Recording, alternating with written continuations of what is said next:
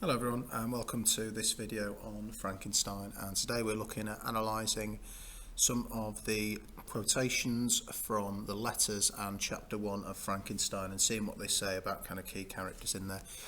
Obviously, if you remember last time out we were looking through some of the contextual information in the novel, and today we're going to start looking at some things that might be useful to us as we kind of go through, particularly if we're looking for quotations for certain characters.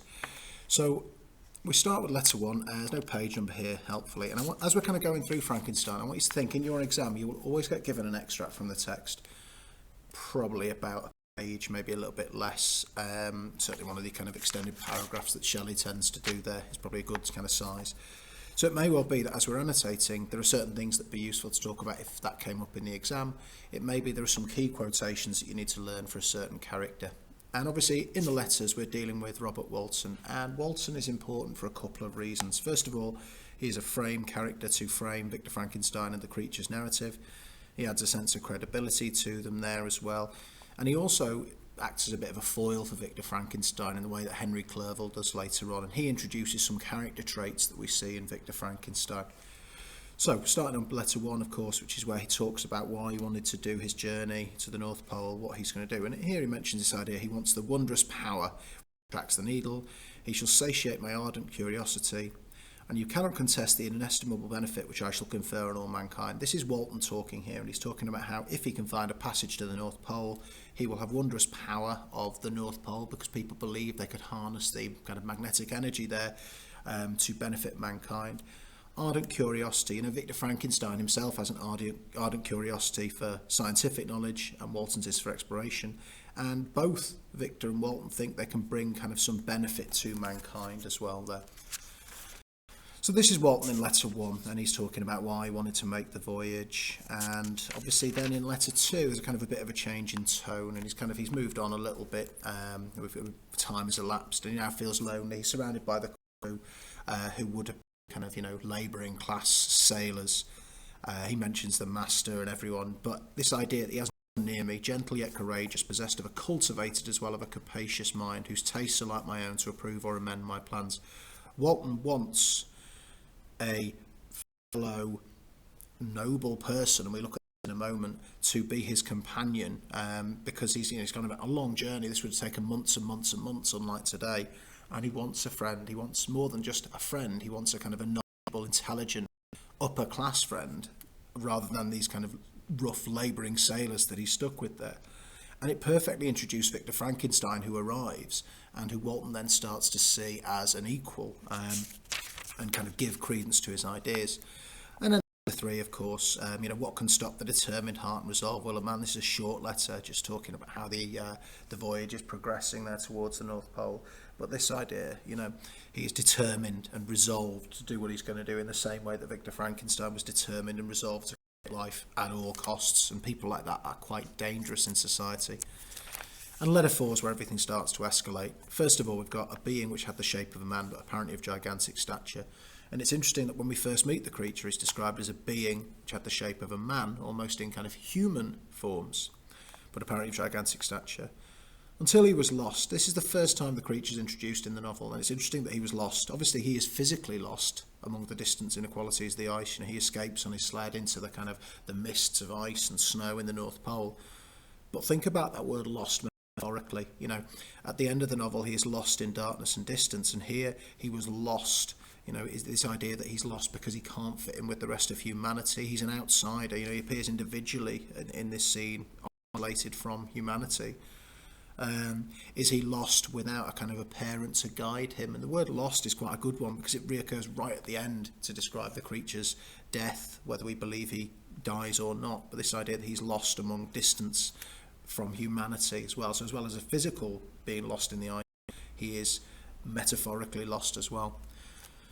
And then, of course, Victor. We see Victor, a man in so wretched a condition. And this word wretch and wretched and variants of it are used so many times throughout the novel to represent the idea to which man is wretched in terms of physical appearance, but also in terms of human condition.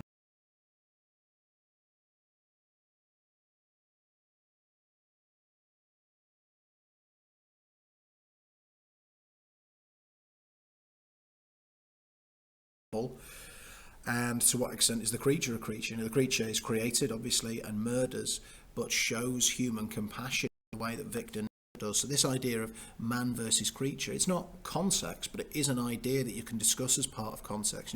What extent does the man end and the creature begin is a really, really useful thing to discuss here. And it's interesting to see that both Victor and the creature are referred to as creature throughout the novel. So Frankenstein starts talking to Walton, and Walton, in another letter, how can I see so noble a creature destroyed by misery without feeling the most poignant grief? Walton, because he has been so desperate for a companion, finally gets this companion who is a nobleman, a member of the upper class like he is, and obviously the creature without a class, the lowest of the low in kind of Frankenstein, if we're looking at a revolutionary or class perspective. And this idea, Walton is bound to feel empathy with Victor Frankenstein, a creature destroyed by misery, and also that Victor, at the end of everything that's happened to him, is described as a creature. This idea he's lost all those kind of human features because of what's happened to him, and also perhaps because of his own behaviour as well. Walton goes on to say, one man's life or death were but a small price to pay for the acquirement of the knowledge which I sought. And if you think about this kind of foreshadows Victor's own story. Walton is saying, he doesn't mind if one or two of his crew die as long as he gets to find the North Pole, which is very similar to the attitude Victor had when creating the creature. And of course, it's interesting that Victor he doesn't really rebuke Walton here. He doesn't say, no, you're wrong. He just kind of says, oh, have you got the same kind of condition I have as well? And it's very interesting that at the end of the novel, when Frankenstein dies, he tells the crew off. He kind of scolds the crew for giving up on Walton's mission, when actually, they had the chance to go on and kind of seek further glory, really. So Victor Frankenstein doesn't change as the novel progresses, and it could be argued that Walton doesn't either, because he doesn't really change his mind. He has his mind changed for him because his crew mutiny and kind of say, look, turn back now, otherwise we'll kill you, and we'll kind of turn back for you.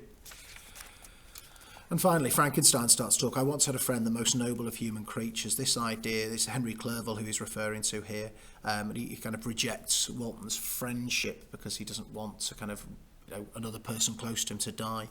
But even then, Clerval is described as noble, and this idea of noble being kind of a human characteristic, as being kind of honest and kind, as Clerval is. But this idea of noble also being a class system in the novel. Clerval, Frankenstein, Walton are all white men, white upper class men, and the creature does not fit in with these people. And then finally, in this final letter, Frankenstein says, I ardently hope that the gratification of your wishes may not be a serpent to sting you. So Walton's kind of saying, look, I want you to go and succeed. I want you to go and find the North Pole, but I don't want it to be a serpent to sting you as mine has been.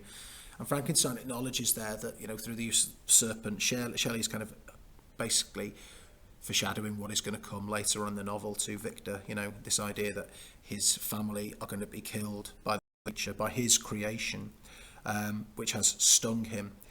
And this idea of the serpent as well is quite interesting, thinking about, the lesson on biblical allegory, where we've looked at the Garden of Eden story, where it's the snake in the Garden of Eden who gives Eve the apple, and Eve eats from the apple and gains all God's knowledge. Well, it's Victor who finds the creation. He finds the secret of life.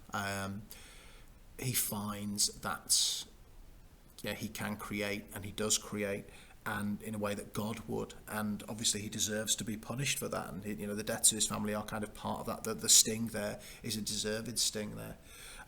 So there's a kind of real parallel with that the Bible story there as well, at the bottom of page 24. Also thinking about serpent, kind of this idea of a long tail, quite long creatures. So this is a bit of a jump really, but think about the long kind of tail of destruction that Victor Frankenstein leaves in the novel. Think about the number of people who die as a result of his actions. I know people like to blame the creature for that, but at the end of the day, if he creates the creature and actually cares for the creature, it's a completely different outcome in the novel. So they're the letters. We're going to look at chapter 1, obviously, which is the start of Frankenstein's narrative. So Walton ends his kind of narration here. Victor takes over, and this is Victor's story. And it's all about Victor's childhood, a happy childhood. It tells a story about his mother and father. So we've got Alphonse Frankenstein and Caroline Beaufort, who is Victor's mother. And the way they met is quite interesting. I don't think you'd ever get a question on Alphonse. You probably certainly wouldn't get a question on Caroline, but they could come up in an extract. But it's interesting to talk about how they meet. He came like a protecting spirit to the poor girl who committed herself to his care.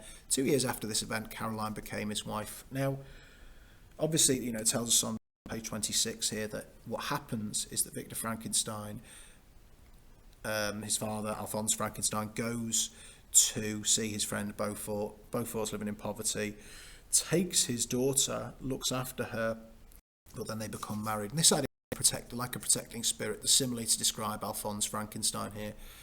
He is like a protecting spirit because he does care for her, he provides for her, he looks after Caroline. But does he not overstep his boundaries? A protecting spirit implies something kind of heavenly there. But is Alphonse looking after her, or is he kind of taking her for his own gain? Women less of a voice.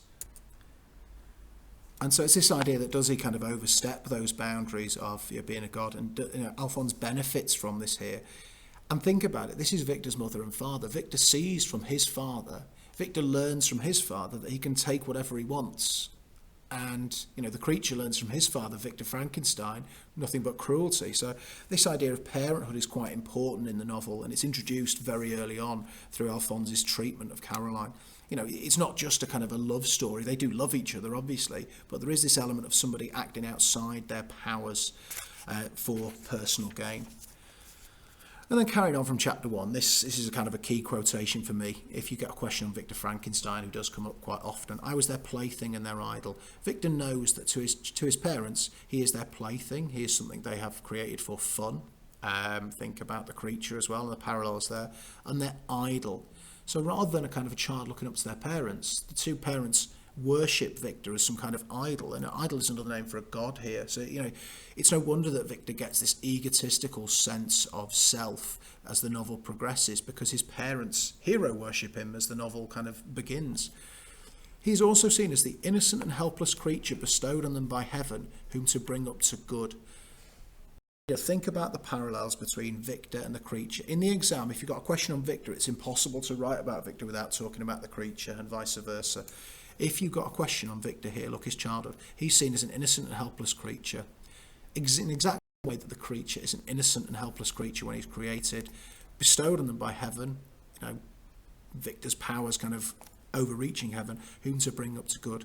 And it's interesting that his parents, you could argue they do whether they bring him up to good or not, but they try and raise him, and they raise Victor well. They indulge Victor. We perhaps say spoiled, but I think overindulged is a better word. Kind of he's shown too much love. He's not shown enough boundaries. And when it comes to the time when he creates and has the chance to raise his creature, he completely rejects it. He does the opposite of what he was shown as a child. And this kind of quotation, I was their plaything and their idol, it really sets Victor up for the events of later on. This idea that his character is so egotistical because as a child he's been shown no boundaries, and therefore when it comes to scientific discovery he knows no boundaries as well. And then we've got the definition of Elizabeth, and again you might get a question on Elizabeth. She's there throughout the novel, but it's interesting to see how she's kind of represented. She appears of a different stock. Different stock, of course, is often used to refer to class, and she is the daughter of a miller nobleman, so she's living in poverty, but Caroline picks her up because she's of a different stock. She's not one of these poor people. This idea, she's not a guardian spirit. She wants somebody who is of a different stock, a distinct species, a being heaven sent and bearing a celestial stamp in all her features. And this idea that women in the novel, the treatment of women in Frankenstein, it does not end well for the women of Frankenstein. I think they all die. This idea that she set up Elizabeth as a being heaven sent, some kind of celestial, woman of beauty, woman of kind of traditional, stereotypical feminine virtues here at the time that are kind of cast upon her by Victor Frankenstein and by the men in society. She has no say in her death, really. A child fairer than pictured cherub creature. Again, this kind of imagery of heaven used to describe Elizabeth. And then it takes a bit of a turn for the worse, really, because she's kind of described as my more than sister. I have a pretty present for my Victor, and Victor regards her as mine. I received as maid to a possession, my more than sister, since death, till death she was to be mine only. this idea of all the possessive pronouns, mine, mine, kind of my personal pronouns as well. This idea that Elizabeth is presented as a possession to Victor, a pretty present, the alliterative pretty present with the plosive kind of P sounds there. The idea that Elizabeth as a woman, her fate in the novel is kind of sadly predetermined for her by the Frankenstein family, and in death, this idea of the mention of the word death at the end of chapter 1 structurally foreshadows her death, Victor's death, and this idea that Victor kind of is keen to possess her. She wants her to be mine and mine only, my more than sister, and it really kind of shows, it furthers this plaything their idol. Victor is given a woman to love by his parents, which you're right to kind of act shocked and appalled by that. I know kind of people often are when we read this. There's all kinds of comments. We've got people, oh, well, I can't believe it. But in Frankenstein,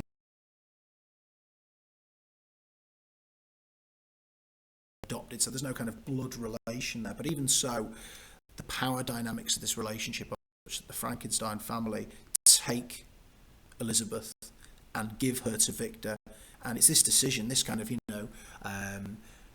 this kind of decision that leads to her death in the novel, because her fate is from this moment intertwined with Victor's, and Victor leads her directly to death as a result of his actions and creation. And it's really interesting. I don't know if you have a question on Elizabeth, but look at when she's presented as this heavenly being, this kind of innocent, virtuous woman, and yet she's punished as a result of Victor. So have a look through those key quotations, highlight them in your book if you haven't done so already. You can annotate them and look for the key words as well that you're going to describe. You've got your home learning grid to be filling in as you go through, so you can kind of pick out those key quotations from each letter and from each kind of chapter as we go through. And think about, if you were to talk about this quotation in the exam, if you were to get this extract, what words would you pick out and what would you say about those words? And then next time we'll look through a couple more of the chapters in Frankenstein.